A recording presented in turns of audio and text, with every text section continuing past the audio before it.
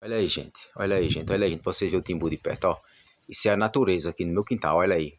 Isso é muito raro a gente pegar um vídeo desse aqui pra mostrar pra você, ó. É uma raridade grande, olha ele aí, ó. Tão manso que é aqui, olha. Olha ele tentando descer, ó. Ó. Olha como a natureza é interessante. Ó a orelha do timbu, ó. No meu pé de mamão aqui, olha aí a natureza, como é que ela é, a natureza ela é perfeita aí, ó. Olha aí, gente, ó. Mostrando pra você ver a cauda dele, ele enrola a cauda no pé de mamão, ó, pra não cair. Onde tá ele aqui, ó. Isso é uma raridade aqui, olha.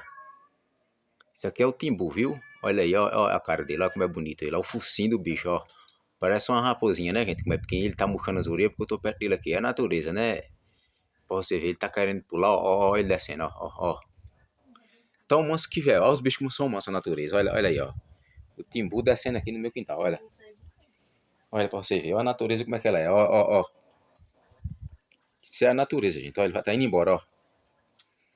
Olha a natureza como é que é, como é perfeita a natureza. Olha ele andando, olha.